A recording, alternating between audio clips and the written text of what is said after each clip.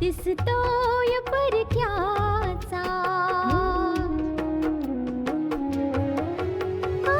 फुलाच चेहराचा दिसतोय परक्याचा, नसे सुटणार नाजूक गुंता दोष न चरख्याचा, फुले मी म्हटले जे होते पाहुणे ते, तरी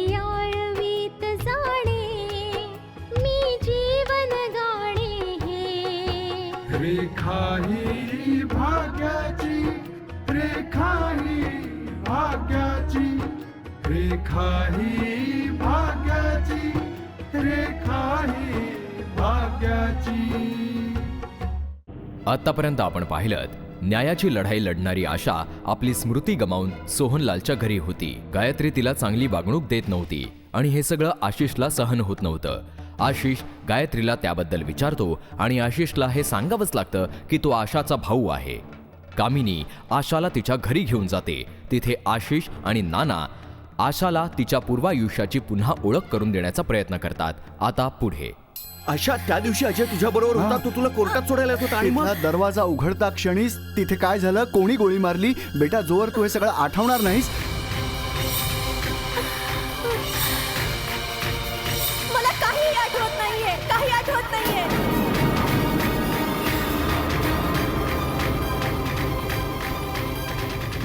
आशा, प्लीज रिलॅक्स.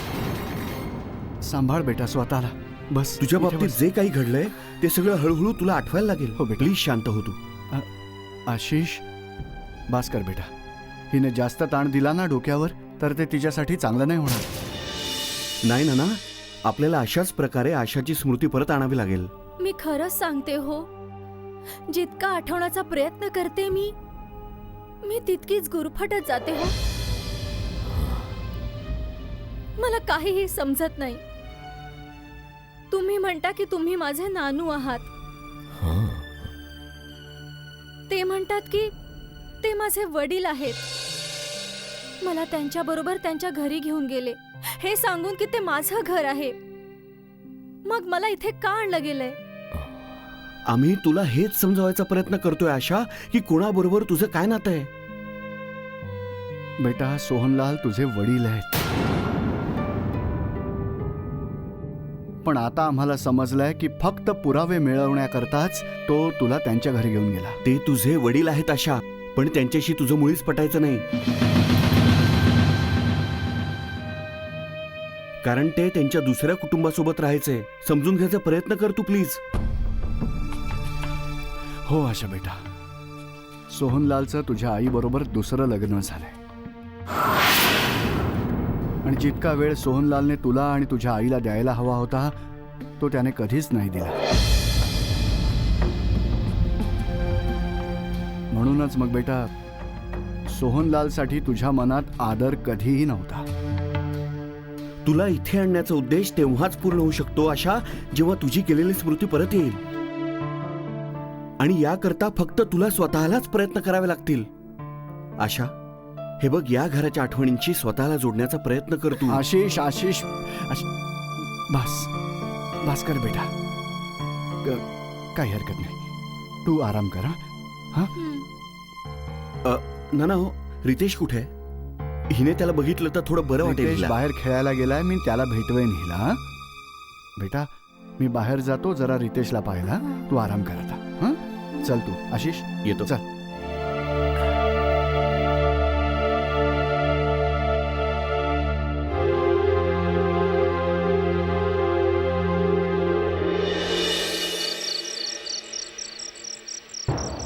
तू नाही समजू शकत गायत्री.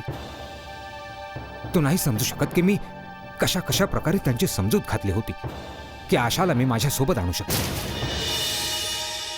यासाठी कारण मला नव्हतं वाटत की पोलीस किंवा कायद्याला काही संधी मिळावी किंवा दुनियेला मला अशी संधी द्यायची नव्हती की कोणी माझ्याकडे बोटं दाखवावी. तुमचं म्हणणं असं आहे का की आशा जर इथून गेली तर त्याला जबाबदार मी आहे म्हणून?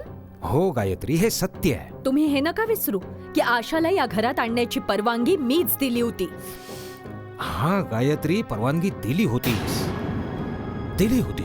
पण या गोष्टीच्या बरोबरीने तू स्वतःवर संयम ठेवला असतास तर. असं केलंय तरी काय हो मी?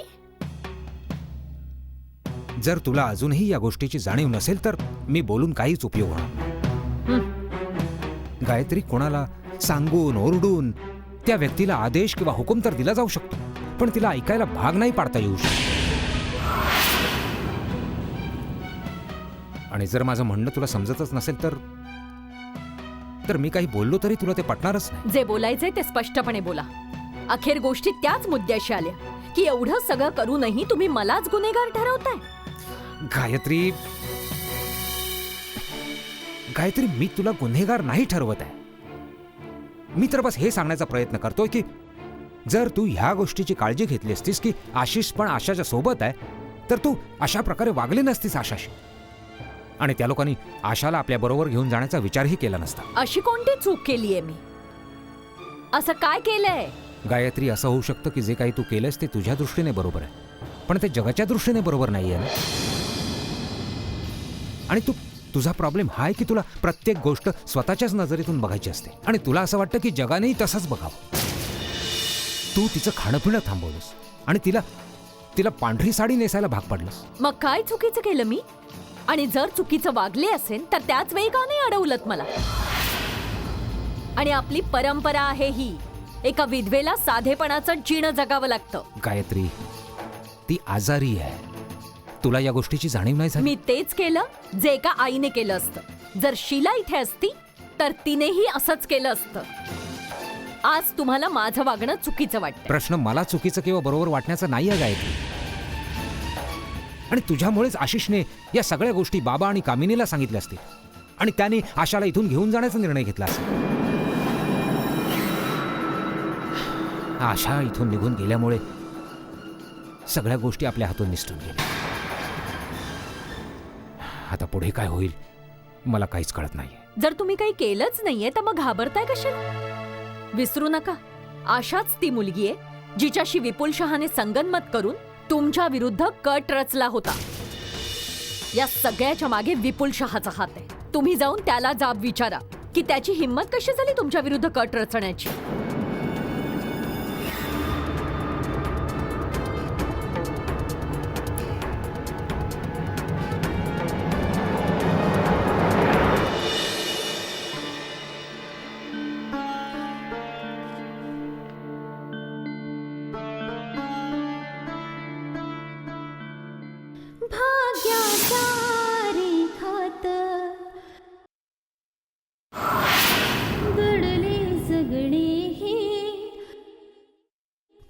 अधिक सेवावणे ना कुणास कळले हे आपुले मी म्हटले जे होते पाहुणे ते तरी आळवीत जाणे मी जीवन गाणे हे भाग्याच्या रेखात दडले जीवन हे का अधिक सेवावणे ना कुणास कळले हे रेखा ही भाग्याची रेखा ही भाग्याची रेखा ही भाग्याची रेखा ही भाग्याची ला ला ला ला रेखा ही भाग्याची.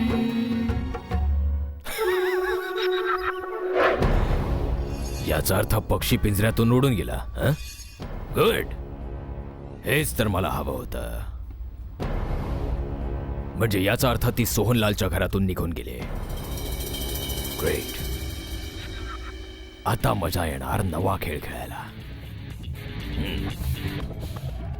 ये देवा. तुम्ही मला बोलावलं आणि मी आलो. बोला ना, काय काम आहे? काम तर आहेच. म्हणजे असं की शत्रूची खबर पाहिजे होती, पण खबर ऑलरेडी मिळाली आहे मला. म्हणजे मी उगाच आलो म्हणायचं. चला तुम्ही. अरे नाही नाही,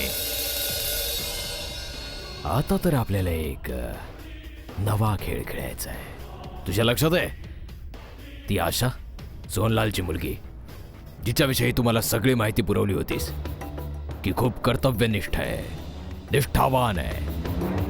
आणि तू पुरवलेल्या त्या माहितीच्या आधारे मी माझा खेळ सुरू केला होता.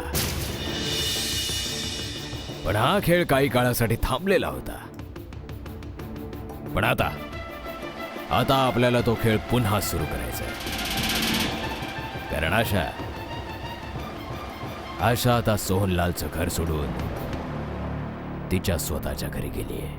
मला हे समजत नाहीये की आशाचा तुम्ही कसा काय वापर करून घेणार आहात, आणि आशाचा वापर करून सोहनलालला तुम्ही बर्बाद कसं काय करणार? देवा, काय आहे की सोहनलाल विरुद्ध दुसऱ्या कोणत्या मार्गाने जिंकणं अशक्यच आहे.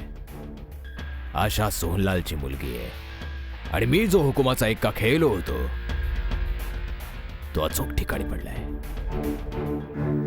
माझं म्हणणं आहे की शत्रूला अशा प्रकारे वेढ लावा की तो काही करण्याच्या लायकीचा राहू नये. आणि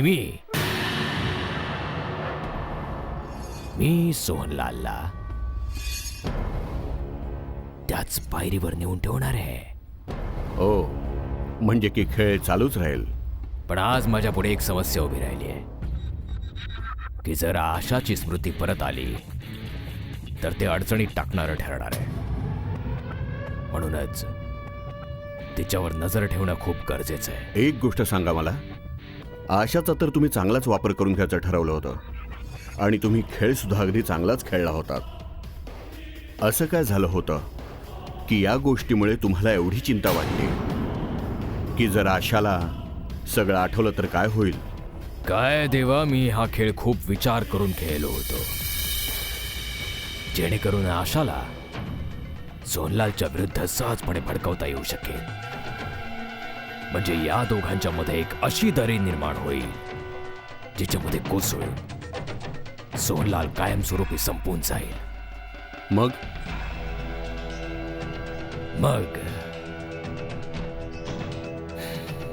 मग असं झालं की आशा खूप चलाख निघाली. क्रिमिनल लॉयर आहे ना.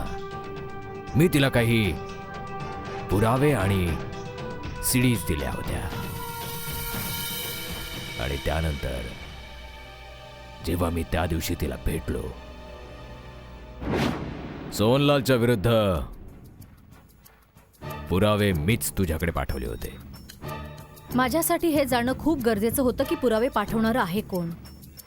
त्यानंतरच मला त्यांच्या विरुद्ध पाऊल उचलायचं होतं. हेच कळल्यावर तर मी तुझ्या समोर आलोय आशा. ते पुरावे मीच तुझ्याकडे पाठवले होते. आणि खरोखरच जर तू न्यायाच्या रस्त्यावर चालण्याचा पण केला आहेस तर मला, भलेही सोहनलाल तुझे वडील का असेनात, तुला त्याला कोर्टात खेचून आणावंच लागेल. सत्य तर हेच आहे की माझ्या आणि न्यायाच्या मध्ये कोणीच नाही येऊ शकत. मी कोणत्याही नात्याचा अडथळा नाही येऊ देणार. ज्या तऱ्हेने न्याय देवतेच्या डोळ्यांवर पट्टी बांधलेली आहे जेणेकरून तिने आपल्या आणि परक्यामध्ये काही फरक करू नये, त्याचप्रमाणे मी आपल्या आणि परक्यामध्ये कोणताच फरक नाही करणार.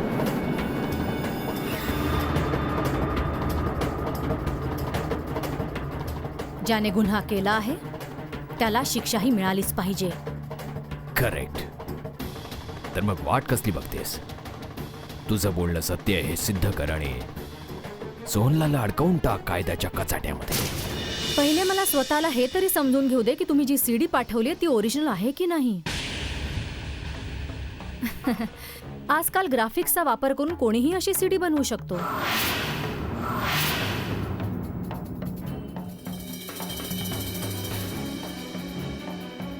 बोलण्याचा अर्थ काय तुझ्या? मी तेच बोलते जे माझ्या मनात असतं. पण एक गोष्ट तर नक्कीच आहे, जर ती सीडी खरी आहे तर हे उघड आहे की सोहनलालने आपलं एम्पायर उभं करण्यासाठी अनेक लोकांचा बळी घेतला आहे. पण जर ती सीडी खोटी असेल तर ज्या माणसांच्या मृत्यूचा त्यात उल्लेख आहे त्याला जबाबदार आणखी कोणीही असू शकतंच की. आणि ते आणखी कोणी तुम्ही सुद्धा असू शकता. रेखा ही भाग्याची. पण जर ती सीडी खोटी असेल तर ज्या माणसांच्या मृत्यूचा त्यात उल्लेख आहे त्याला जबाबदार आणखी कोणीही असू शकतंच की. आणि ते आणखी कुणी तुम्हीही असू शकता. याचा फैसला तर मी सीडी लॅबमध्ये चेक करून घेतल्यावरच करेन बघा की खरा गुन्हेगार आहे कोण. निघते मी.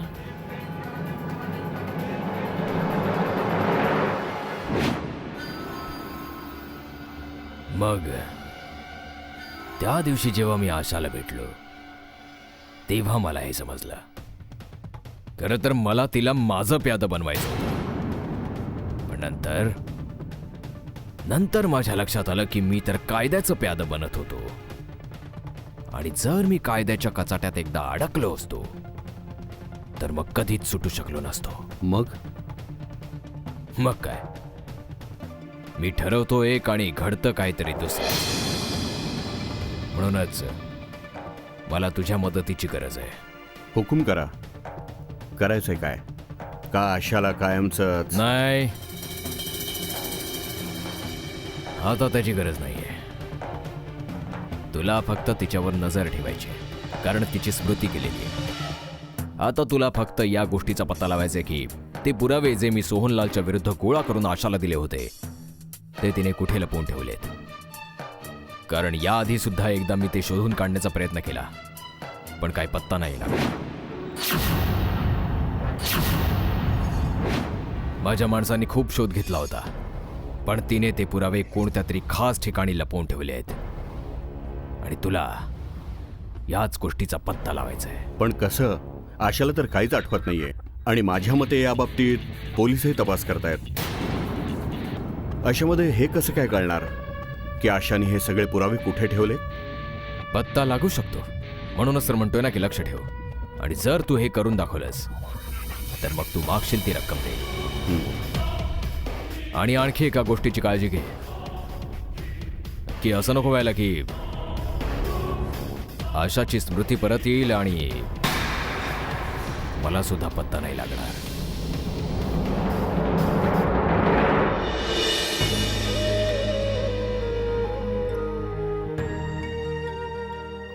आशा, हं? काय झालं ग बेटा? कसला विचार करतेस? नानू, तुम्ही बसा ना. मी हा विचार करत होते की तुम्ही मला सगळं आठवावं म्हणून किती प्रयत्न करताय, पण मला तर काहीच आठवत नाहीये. ते सगळं जाऊ दे बेटा. जेव्हा आठवायचं असेल तेव्हा आठवेल. तू एवढा विचार नको करूस. ठीक आहे बेटा, आम्हाला फक्त एवढंच हवंय की तू नेहमी आनंदी राहावंस, हसत राहावंस. मला तर हे सुद्धा आठवत नाही की मी कशी हसायचे, कशी खुश व्हायचे. नानू, मी त्या घरात राहत होते ना, मला सांगितलं गेलं की माझ्या पप्पांचं घर आहे. मग मम्मीजीने अचानक येऊन माझ्यासाठी त्या लोकांशी भांडण केलं. मला घेऊन जायचा विषय काढला. मी सगळं ऐकलं. हो बेटा, आम्हाला तुझी काळजी होती ना, मग आम्ही तुला तिथे कसं राहू देणार? जिथे तुला कोरडं शिळं अन्न खायला दिलं जात होतं, बाहेर फिरू दिलं जात नव्हतं. बोल ना. तेच तर मला म्हणायचंय नानू. का मोठी आई मला हे सांगत होती की मला फक्त कोरडं अन्नच खावं लागेल, सफेद साडीच नेसावी लागेल. जाऊ दे ना बेटा, ते त्यांचे जुने विचार आहेत. आणि आम्ही असा विचार करतोय की तू लवकरात लवकर बरं व्हावंस. मला पण तिथे अजिबात करमायचं नाही नानू. तुम्हाला माहितीये, मोठ्या आईने मला हे सुद्धा सांगितलं की मी इथे यायला नकार द्यावा म्हणून. काय? पण मला फक्त तुमचा चेहरा आठवला. मला ही जाणीव झाली की तुमच्या सोबत राहिले तर मी किती खुश राहीन, मला किती शांती आणि समाधान मिळेल. कमीत कमी माझ्यासोबत बोलायला कोणीतरी असेल, म्हणून मी इथे आले. खूप चांगलं केलंस बेटा, खूप चांगलं. त्या लोकांना तर हेही नाही माहीत की तू कामिनीच्या सोबत नाही, माझ्या सोबत राहतेस म्हणून. बस बेटा, अशा प्रकारेच हसत राहा, अशा प्रकारेच खुश राहा, सुखी राहा बेटा.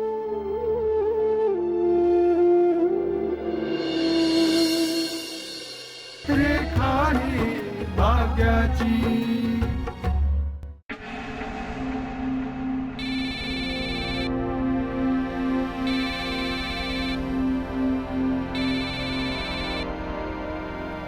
हां, नमस्कार.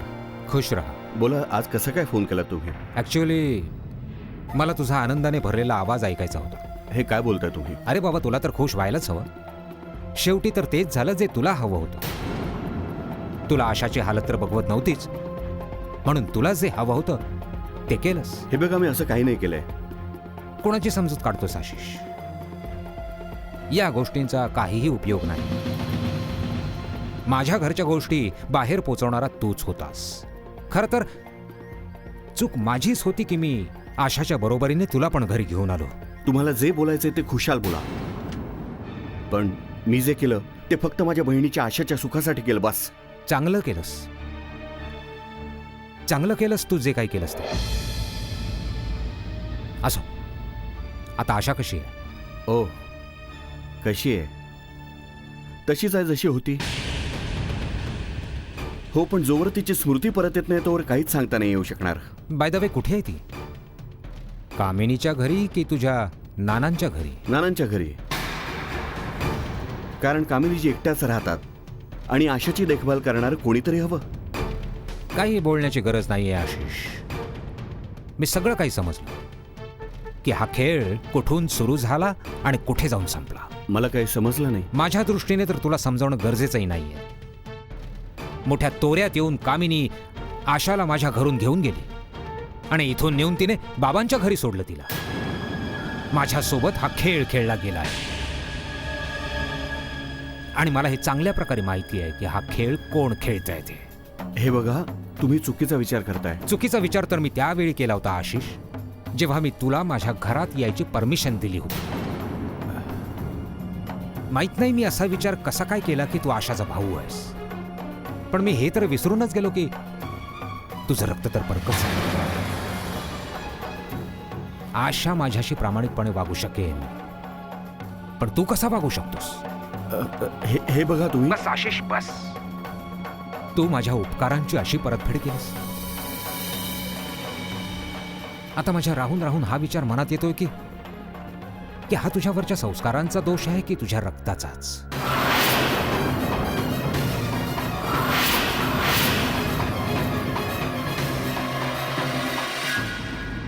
जर मी तुझ्या या खेळाचं उत्तर तुझ्याच पद्धतीने द्यायचं ठरवलं तर पाचोळ्यासारखा उडून जाशील तू. कोणत्या गैरसमजात जगतोयस तू सोहनलाल? ना तो कोणतं वादळ आहेस आणि ना मी पाचोळा. सोहनलाल आशाला त्यांच्या घरी फक्त यासाठी घेऊन गेले की ते सारे पुरावे मिळवू शकतील. तेव्हा मी स्वतःला सांभाळू नाही शकलो. सांग, एक बाप इतका स्वार्थी, इतका आपमतलबी असू शकतो?